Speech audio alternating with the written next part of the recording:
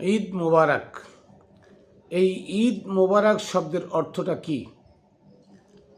মোবারক মানে বরকতময়, পবিত্র। আর ঈদ শব্দের অর্থ উৎসব, আনন্দ।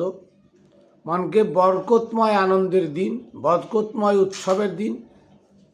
এই বরকতময় উৎসব কোন দিন এটা আমাদের জানেও ঈদটা পালন করা উচিত।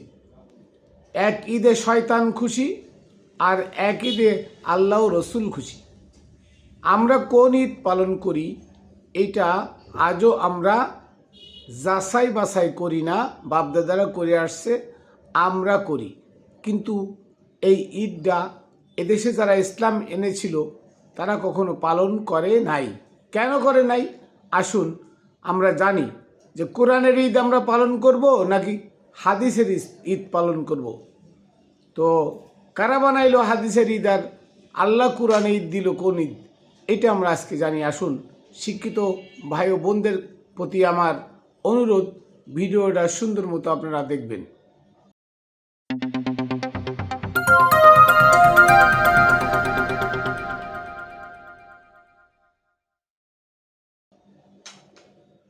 বিসমিল্লাহির রহমানির রহিম। আসসালাতু আসসালামু আলা সাইয়্যিদিল মুরসালিন ওয়া আলিহি আজমাইন। প্রিয় বন্ধুরা, দেশে দূরে যারা যেখানে আছেন সকলকে জানাই আমি মাইনুল কবির খাতুনে জান্নাত টিভি ইউটিউব চ্যানেল ও ফেসবুক পেজের পক্ষ থেকে শুভেচ্ছা ও অভিনন্দন। প্রিয় বন্ধুরা, আমি আমার সর্বপ্রথম সালাম ও কদম বুসি প্রেরণ করি আকায়ে নামদার তাজেদার মদিনা আহমদ মুস্তফা মোহাম্মদ মুস্তফা নূরে মুজাসসাম নবী করিম সাল্লাল্লাহু আলাইহি ওয়াসাল্লামের পাক রওজায়, তার আহলে বায়াতের 4 সদস্যগণের পাক রওজায়, সমস্ত অলিয়া উলিয়া, গাউস কুতুব, সালিহিন, সাবিরিন, সাদিকিন, মুহসিনিন যারা আছেন তাদের পাক রওজায়, পাক দরবারে, পাক কদমে, বাবা শাহ আলী বগদাদী রহমতুল্লাহ আলাইহির পাক রওজায়, আমার দাদা গুরু মুতালিব শাহ রহমতুল্লাহ আলাইহির পাক রওজায় এবং আমার গুরু হযরতে মানিক চাঁদ শাহ মাদ্দাজিল্লুহুল আলিয়া আমার দয়ালের পাক চরণে। বন্ধুরা আজকে বছর ঘুরে 354 দিনের মাথায় ঈদ হয়। প্রথমে হয় রোজার ঈদ, তারপরে হয় কুরবানির ঈদ, পশু হত্যার ঈদ। আসলে এই দুইটা ঈদ কি কোরআন সম্মত নাকি ইবলিসের মত অনুসারীদের মতে হয়, এই ব্যাপারে আমরা আসলে কখনো জানার চেষ্টা করি না। আমরা জানি না, কারণ একটা, সেটা হলো আমরা আবেগী, শুনে বিশ্বাসী, কিন্তু যাচাই করি না। আমার কান সিলে নিয়ে গেছে, সিলের পিছে দৌড়াই, কিন্তু কানে হাত দিয়ে দেখি না যে কানটা এখানে আছে কিনা। যেমন 2 বলদ, এক বলদ আর এক বলদকে বলতেছে, এ বলদ তুই বলদ, আর ও কয় তুই বলদ। তাহলে বোঝেন যে 2 বলদ, এ কয় ও তুই বলদ, ও কয় তুই বলদ। এখন এক লোকের কাছে বিচার দিছে যে ভাই ও বড় বলদ না আমি বড় বলদ। কয় কি আচ্ছা আমি একটু পরীক্ষা করে দেখি। তেন ওই লোক বলতাছে, তুই একটারে বলতাছে তুই আমাকে বাড়িতে দেখাই তো আমি বাড়ি আসি কি না।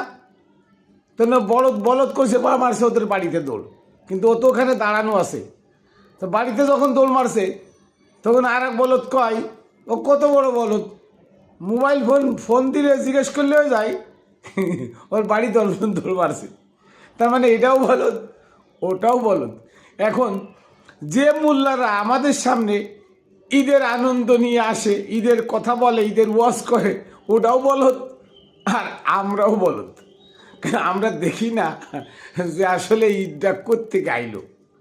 খুব কষ্টের বিষয়, দুঃখের বিষয়, হাসার বিষয়। ঈদ কোত্থেকে আইলো, কে আবিষ্কার করলো ঈদ? আর আল্লাহ প্রদত্ত ঈদ কোনটা? এটা তো হাদিসের ঈদ।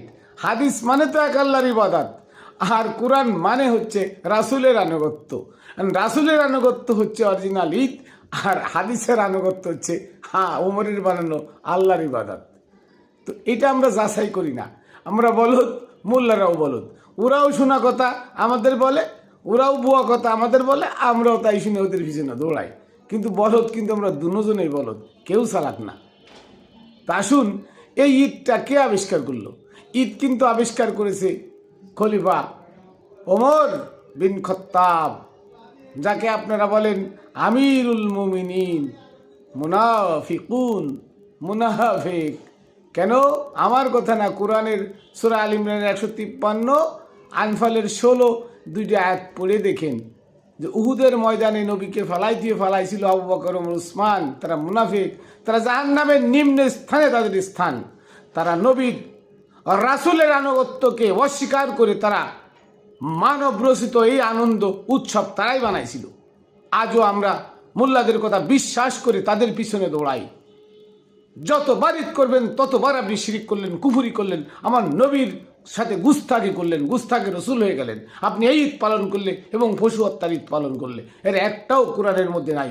এগুলো সব হাদিসের বানানো, এজমা, কিয়াস, ফেকা, উসুল, ইমাম মাযহাবদের বানানো এক আল্লাহর ইবাদতের মধ্যে শামিল। এক আল্লাহর ইবাদত করা শিরিক। আমার কথা না, কোরআনের কথা। সূরা আল ইমরানের 31 নম্বর আয়াত পড়বেন যে রসুলকে ভালোবাসলে যদি আল্লাহকে ভালোবাসা হয়, তাহলে আল্লাহর ইবাদত কোথায় পাইলেন? রসুল রেখে আল্লাহর ইবাদত কোথায় পাইলেন? সূরা আল নিসার 59 নম্বর আয়াত পড়ে দেখবেন যে আল্লাহর আনুগত্য করতে চাইলে রসুলের আনুগত্য করো। আল্লাহ কখনো বলে নাই আমার আনুগত্য করো, রসুলের আনুগত্য লাগবে না, একথা বলে নাই। তাহলে এক আল্লাহর ইবাদত কোথায় পাইলেন? আর সেই এক আল্লাহর ইবাদত যারা বানাইছে তারাই বানাইতে গেল ঈদ। ঈদ মানে উৎসব, ঈদ মানে আনন্দ। কোন আনন্দ? কোন ঈদ করলে আল্লাহ আনন্দ হয়, আনন্দ খুশি হয়? কোন ঈদ করলে আল্লাহ রাজি হয়? কোন ঈদ করলে আমার রসুল সন্তুষ্ট হয়? সেই ঈদের নাম কি? কোন ঈদ? সে কোন দিন? দুঃখের বিষয়, আজকে মোল্লা মুন্সিরা সেই দিনটাকে বলে মহাবেদাত। যে দিনটা পালন করার জন্য আল্লাহ স্বয়ং সূরা আহজাবের 40 নম্বর আয়াত আল্লাহ নিজেই বলেছে, ইন্নাল্লাহু ওয়া মালাইকাতাহু ইউসাল্লুনা আলান নবী ইয়া আইয়ুহাল্লাযীনা আমানু সাল্লু আলাইহি ওয়া সাল্লিমু তাসলিমা। আল্লাহ বলতেছেন, আমি আমার ফেরেশতাদেরকে নিয়ে আমার নবীর জন্মদিন যেদিন, সেদিন তার উপরে আমি সালাত সালাম করি। আল্লাহ যদি নবীর উপরে সালাত সালাম হয়, সেটা কি রহমত? আমি রহমত বর্ষণ করি ফেরেশতাদেরকে নিয়ে আমার নবীর উপরে। কবে এসে? যেদিন আমার নবী ধরাধামে গেছিলেন। কুল কায়নাতের বাদশাহ যেদিন আগমন করলেন ধরাধামে, ওই দিনটা লাইলাতুল কদর। ওই দিনটা হচ্ছে ঈদের দিন, খুশির দিন, আনন্দের দিন। সূরা মরিয়মের 33 নম্বর আয়াত, যে আয়াতটা ছিল মুহাম্মাদে, সূরা মুহাম্মাদের মধ্যে, সেই মুহাম্মাদের আয়াত নিয়ে মরিয়মের 33 নম্বরে লাগাইছে উসমান। কারণ ঈসাকে বড় করার জন্য, মরিয়মকে বড় করার জন্য। কিন্তু আয়াতটা মুহাম্মাদের, সূরা মুহাম্মাদের আয়াত, সেই আয়াত নিয়ে ওখানে ঢোকাইছে। ওই এখানে পড়ে দেখেন, আমার নবী বলতেছে, আসসালামু আলাইয়া ইয়াউমা বুলিত্তু। যেদিন আমার জন্ম হয়েছিল ওই দিনের পরে তোমরা মিলাদ পড়ো, ওই দিনের পরে দোয়া দুরূদ করো, ওই দিনের পরে আনন্দ করো, উল্লাস করো। ওই দিন তোমরা মিষ্টি খাও, আনন্দ করো, উল্লাস করো, গান করো, নাচ করো। ওই দিনকে উৎসব বানাও। সেই দিনটা আমরা বেদাত, কুফুরি বলে ফেলে দিছি, দিয়ে আমরা ওমরের বানানো ঈদ নিয়ে আজকে লাফালাফি করছি। আজকে ঈদের দিন, খুশির দিন, এটা ওমরের দিন। এটা দিয়ে পালন করবে সে কাফের, সেই জাহান্নামী। আমার কথা না, কোরআনেই বলে। এজমা, কিয়াস, ফিকহ, উসুল, ইমাম মাযহাব কেন তারা বাদ দিতে চায় না? আর কেন তারা কোরআন পড়ে না? কোরআন পড়লে রাসূলের আনুগত্য করতে হবে, আর এজমা, কিয়াস, ফিকহ, উসুলে আল্লাহর আনুগত্য। পার্থক্য এখানে। আল্লাহ রাসূলকে বাদ দেয় নাই। আল্লাহ বলছে, আমার রাসূলের ইবাদত করলে আমার ইবাদত হবে, রাসূলের আনুগত্য করলে আমার আনুগত্য হবে, রাসূলের অনুসরণ করলে আমার অনুসরণ হবে, রাসূলকে ভালোবাসলে আমাকে ভালোবাসা হবে। রাসূল আর আমি পার্থক্য নাই। যারা পার্থক্য সৃষ্টি করতে চায় তারা কাটটা কাফের। সূরা নিসার 150, 151 নম্বর আয়াত পড়ে দেখেন। আজকে সেই রাসূলের ইবাদত করা আমাদের কাছে ঘৃণিত মনে হয়। রাসূলের নাম নিলে ঘৃণায় আমাদের শরীর কাঁপে, রাগে মানে রাগান্বিত হয়ে যাই আমরা। কারণ কি? কারণ হচ্ছে আমাদের ভিতরে সেই মুনাফেক 3 খলিফা মাওলা আলীর মাওলায়াত কেড়ে নিয়ে আবু বকর ডিক্লার দিল, যার রাসূলের আনুগত্য চলবে না, উলিল আমরের আনুগত্য চলবে না, এখন থেকে আনুগত্য হবে এক আল্লাহর। এই একত্ববাদের ইবাদত আবু বকর থেকে শুরু হয়। আর সেই একত্ববাদের ইবাদতে আজকে রোজা। আমার শিক্ষিত যুবক ভাই বোনেরা, আমার কথা না, তোমরা গুগলে সার্চ দাও, যেহেতু ইতিহাস তোমাদের কাছে নাই, তোমরা গুগলে সার্চ দাও, সার্চ দিয়ে দেখো আরবি মাস কে বানাইছিল, হিজরি মাস কে বানাইছে, চন্দ্র মাস কে বানাইছে, লিখে সার্চ দাও, যে কোনো একটা লিখে সার্চ দাও। গুগলে সার্চ দিলে দেখবা যে নবীর ওফাতের 4 বছর পরে 632 খ্রিস্টাব্দে আমার নবী ওফাত নাই, 636 খ্রিস্টাব্দে খলিফা ওমর যখন ক্ষমতা আসে, তখন আবু সিনিয়র গভর্নর আবু মুসা আশারির পরামর্শে ওমর চন্দ্রমাস বানায়। সে 7 দেখে রোজা থাকা ফরজ, ওমরের কোন মার মাথায় বানাইলো কোন? তোমরা দেখো, আমার কথা নাই, তোমরা সার্চ দিয়ে দেখো, গুগলে সার্চ দিয়ে দেখো। কারণ এই মোল্লা মুন্সিরাই সত্য কথা বলে না, তারা জানেও না। কেন? তাদেরকে হুজুররা যা শিখাইছে, হুজুর তারা হলো হুজুর পূজারী। বলৎকারের বাচ্চাদের ফুটকি ফাটায় দেয় হুজুরে গুয়া মাইরে, তারপরে হুজুর যা বলে তাই শোনে। এর এত বড় অন্ধ, এত বড় নাদান, এত বড় মূর্খের দল। কারণ হুজুর ফুটকি মারুক, কিন্তু হুজুরের কাছে জ্ঞান শিখতে হবে। কোন জ্ঞান? এজিদের জ্ঞান। এই জন্য তারা এই এজিদের জ্ঞান নিয়ে ব্যস্ত। কেউ কিছু মনে করবেন না আমার খারাপ কথা শুনে। আজকে জিদ্দে কথাগুলো মুখ দিয়ে বেরোই। এই অন্ধের দল, কানার দল ভিক্ষা করে, নবীর নামে ভিক্ষা করে, অথচ নবীকে চিনে না। আল্লাহর ইবাদত করে, আল্লাহরে চিনে না। চিনে সুদ করে, চিনে ঘুষ করে। সুদ করে কাছে যায় কয়েকটা মসজিদ বানাই দেন, কিয়ামতের দিন আল্লাহ আপনার জন্য জান্নাতের মধ্যে বিশাল ঘর বানায় রাখবে, 70টা হুদ দিয়ে বড়াইতে দেবে। নাউজুবিল্লাহি মিন জালিক। আল্লাহর ঘর আল্লাহ নিজে বানাই দিছেন। সূরা তওবার 108 দেখেন, আল্লাহর ঘর আল্লাহ নিজে বানাই দিছেন। সে আলমে আরো হর দিন। আর এরা আল্লাহর ঘর ইট বালু সিমেন্ট দিয়ে আল্লাহর ঘর বানায়, সুদের টাকায় ঘুষের টাকা দিয়ে। এই মোল্লাদের কথাই শুনবেন না, চলবেন না। আপনারা দেখেন, আপনারা যাচাই করেন। এই নেটের যুগ, ইন্টারনেটে কাল পরকাল মুক্তি পাইতে চান, মুক্তির একমাত্র পথ হচ্ছে আল্লাহর ওলিদের কাছে যাওয়া। আল্লাহর ওলিরাই সত্য পথ দেখায়। কোরআনের সূরা লুকমানের 15 নম্বর আয়াত আল্লাহ একদম স্পষ্ট করলেন, হুকুম করলেন, ইত্তাবিয়ে, তোমরা আনুগত্য করো, সাবিলা, ওই সমস্ত রাস্তার, মান আনাবা ইলাইয়া, যে সমস্ত মানুষ আমার নিকট ধাবিত, আমাকে পেয়ে গেছে, যে সমস্ত মানুষের সাথে আমার কানেকশন হয়ে গেছে, যারা আর আমার মধ্যে কোনো পার্থক্য নাই, সেই সমস্ত মানুষের দেখানো পথে চলতে বলছে। আল্লাহ কখনো বলে নাই তোমরা আমার রাস্তায় চলো। আল্লাহর কোনো রাস্তা নাই। আল্লাহর রাস্তা হলো আল্লাহর বন্ধুর রাস্তায় চলা, আল্লাহর রাস্তায় চলা। কেন আল্লাহর ওলিদের মুখ দিয়ে কোনো কথা বললে সাথে সাথে হয়? আপনারা এটা অনুধাবন করেন যে একজন মোল্লা মুন্সি হাজারো চিল্লাইলে বৃষ্টি হয় না, একজন আল্লাহর ওলি আকাশের দিকে তাকাইলে বৃষ্টি হয়। একজন মোল্লারে ভাগে ফাইলে দৌড়ায় কামড়ায় খায়, আর একজন আল্লাহর ওলিরে ফিটে চড়াই নিয়ে জঙ্গল দিয়ে যায়। যেমন শেখ সাদি একদিন জঙ্গল দিয়ে যাচ্ছে, তখন শেখ সাদির যে পীর ছিল সে ইসে চড়ে, সিংহর পিঠে চড়ে আসতেছে। শেখ সাদি কাঁপতাছে, তখন তার পীরে বলতেছে, মাপিন্দারে সাদি কে রাহে সওয়া সপাদ তাওয়া রপ্তে জুজবার পায়ে মোস্তফা। হে সাদি, তুমি ভয় পাও কেন? নবীর পথে যে চলে, সত্য পথে যে চলে, তার কোনো ভয় নাই। সে এরম বাঘের পরে চলতে পারে। তাহলে নবীর পথ, যে নবীওয়ালা নবীর পথে চলে, তাকে সাপে কামড়াবে না, কুমিরে খাবে না, হাঙ্গরে খাবে না, তাকে বাঘে খাবে না, সবাই তাকে সম্মান করবে, তাকে সেজদা করবে। না হয় এসে দেখেন, আমার গুরুর কাছে এসে দেখে না, একটা বাঘ নিয়ে এসে সারাদিন বাঘ এসে সেজদা করে পড়ে থাকে। আমার গুরুর দরবারে আমি মহিষ দিয়েছি, মহিষে সেজদা করে রাখে, গরুতে তাকে সেজদা করে, ছাগলে তাকে সেজদা করে। দেখে আসেন আল্লাহ কোথায়? আল্লাহ গুরুর মাঝখানে আছে। সহজ না একটা গুরু হওয়া, এত সহজ না। একজন কামেল গুরু হওয়া এত সহজ না। তার জান জীবন সব কিছু উৎসর্গ করে দিছে এক আল্লাহর জন্য, দুনিয়াদারি নাই। 37 বছর আমার দয়াল আজকে সংসার থাকি, 37 বছর সংসার থাকি, সংসারে ফিরে যাই নাই। খাওয়া নাই, সারাদিন একবেলা খায়, 2 বেলা ভাত খাইতে দেখি নাই। এমন আছে 7 দিন 8 দিন 10 দিন আমার গুরু কিছু খায় নাই, খায় না, তার শরীর কিছু হয় না। আল্লাহর ওলি যারা, তাদের আনুগত্য করতে বলছে আল্লাহ, ইত্তাবি সাবিলা মান আনাবা ইলাইয়া, ওই সমস্ত লোকের আনুগত্য করো, দেখানো পথে চলো যারা আমি আল্লাহর সাথে মিশে গেছে, আমি আল্লাহর জাতের সাথে মিশে গেছি। কার হুকুম? আল্লাহর হুকুম। সূরা লুকমানের 15 নম্বর আয়াত পড়ে দেখেন, ভালো করে পড়ে দেখেন। কিন্তু একটা মোল্লা বলতে পারবে না ঈদ, এই কোরআনের এই আয়াতে ঈদের কথা আছে। কবে শুধু খালি কবে হাদিস, শুধু কবে হাদিস।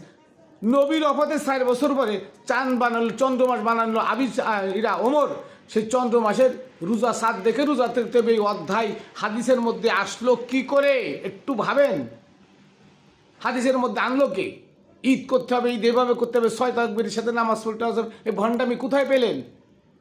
ঈদের নামাজ 6 তাকবীর দিয়ে পড়তে হবে, কোথায় পেলেন? কোরআনের একটা আয়াত দেখান। আবার এটা কি ওয়াজিব নামাজ, ওয়াজিব মানে ফরজের কাছাকাছি, পড়তে হবে, না পড়লে গুনাহ হবে। এটা কোথায় পেলেন? একটা দেখান, একটা আয়াত কোরআনে দেখান। কোরআনের একটা হাদিস আছে, হাদিস বানাই লোকে। চন্দ্রমাসে ওমরে আবিষ্কার করেছে, সেই চন্দ্রমাসের হিসাব হাদিসের মধ্যে ঢুকলো কি করে বলেন? রোজা ওমরে বানাইছে, রোজা কোরআনের মধ্যে কোথাও নাই। একটা আরবি মাসের নাম কোরআনে ছিল না। উসমান যখন কোরআন লিখেছে তখন 6টা আরবি মাসের নাম কোরআনের মধ্যে ঢুকানো হয়েছে। তাহলে আজকে সেই ঈদ, ঈদ আমরা খুশিতে আত্মহারা যে ঈদ ঈদ ঈদ, আসলে কিসের ঈদ? কিসের ঈদ? এটা মুনাফেকদের বানানো ঈদ। এই ঈদ পালন করলে শয়তান খুশি হয়। আর আমার নবীর আবির্ভাব দিবস হচ্ছে অরিজিনাল ঈদ। সারা দুনিয়াতে একটা রাত্রি লাইলাতুল কদর, সেই রাত্রির মতো রাত্রি আর কোনোদিন আসে না, বছরে একবার আসে, যেদিন আমার নবীর জন্ম হয়েছিল 20 এপ্রিল। কবে? 570 খ্রিস্টাব্দের 20 এপ্রিল, নট 12 রবিউল আওয়াল। 12 রবিউল আওয়াল হইল কি করে? 63 বছর পরে, 67 বছর পরে ওমর বানাইলো চন্দ্রমাস, আরবি মাস। সেই আরবি মাস 67 বছর আগে গেল কি করে? আর আপনারা 12 রবিউল আওয়াল হিসাব করেন। 8ই জুন নবীর শাহাদাত দিবস। কবে? 8ই জুন নবীর শাহাদাত দিবস।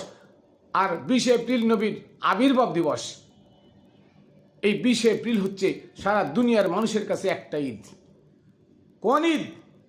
যে ঈদে সং রব্বে জালাল খুশি হয়, যে ঈদে সং আমার রসুল খুশি হয়, আমার নবী খুশি হয়, যে ঈদে সমস্ত সমগ্র ফেরেশতারা খুশি হয়, আনন্দে আত্মহারা হয়, সেই ঈদ না করে আমরা ঈদ করি ওমরের ঈদ। যে ঈদে ওমর ও আবু বকর উসমান কবরে থেকে তারা নাচে হাসে, ও মুহাম্মদ তোমার দ্বারে শুয়ে আছি, আর তুমি কি বানাইছো? তোমারটা কেউ পালন করে না, আমারটা পালন করে। আমি বানানো, আমি ওমরের বানানো ঈদ পালন করে। দেখো আমরা কি করতে পারি। নাউজুবিল্লাহি মিন জালিক। এই হচ্ছে আমাদের ঈদের দিন। তো দোয়া আমার প্রিয় বন্ধুরা, আমি যে কথা বললাম আজকে ঈদের দিন, আপনারা মনে প্রাণে কথাগুলো শুনবেন, শুনে আপনারা যাচাই করেন। আমার কথা বিশ্বাস করতে হবে না, আপনারা যাচাই করেন, বাছাই করেন ঈদ আবিষ্কার করেছে কে, চন্দ্রমাস আবিষ্কার করেছে। যদি ওমর চন্দ্রমাস আবিষ্কার করে থাকে, চাঁদ দেখে রোজা থাকা ফরজ বানাইল কে? আবার এই রোজার মাসে তারাবি সুন্নত বানাইল কে? আবার তারাবির মধ্যে লাইলাতুল কদর বানাইল কে? আমার কথা আছে। আবার সেই ঈদের শেষে আবার শাওয়াল মাসের চাঁদ উঠলে, এই যে রমজান গেল, শাওয়াল মাসের চাঁদ দেখে আবার ঈদ করবেন, ঈদ পালন করবেন, এটা বানাইল কে? তাহলে ওমরের বানানো ঈদের প্রতি আমরা এত গুরুত্ব দিলাম, আর সং রব্বে জলিল আল্লাহ নিজ হাতে ঈদ বানাইলেন আমার নবীর আবির্ভাব দিবস, সেটা আমরা পালন করি না। 2টা সূরায় বিদ্যমান, যদি কোরআনে না থাকতো কথা ছিল। 2টা সূরায় বিদ্যমান, নবী ডাইরেক্ট বলতেছেন ওয়াসসালামু আলাইয়া ইয়াউমা বুলিদতু, তোমরা আমার ঘরে সালাত সালাম পড়ো যেদিন আমার জন্ম হয়েছিল। সূরা মরিয়মের 33, যেটা মোহাম্মদের সূরা মোহাম্মদের আয়াত ছিল, সেই মোহাম্মদের আয়াতটা নিয়ে মরিয়মে ঢোকানো হয়েছে, কারণ কেউ যেন মোহাম্মদের অস্তিত্ব খুঁজে না পায়। কূটকৌশলে উসমান ওমরের 260টা, ওমরের আইনের 260টা আয়াতের মধ্যে ভেজাল ঢুকাই দিয়ে গেছে। আমি দেখাবো আপনাদেরকে, চোখে আঙ্গুল দিয়ে আমার তফসিরের মধ্যে দেখাবো, এবং আমি 260টা আয়াতের আলাদা একটা বই বানাই আপনাদেরকে দিয়ে যাব। আজীবন আমি থাকবো না, আপনারা মনে রাখবেন এই আয়াতগুলো যে মানবে সে কাফের। কোরআনকে প্রশ্নবিদ্যা আজকে কে করেছে? উসমান করেছে। যাই হোক, এই কেউ পালন করবেন না উৎসবের সাথে।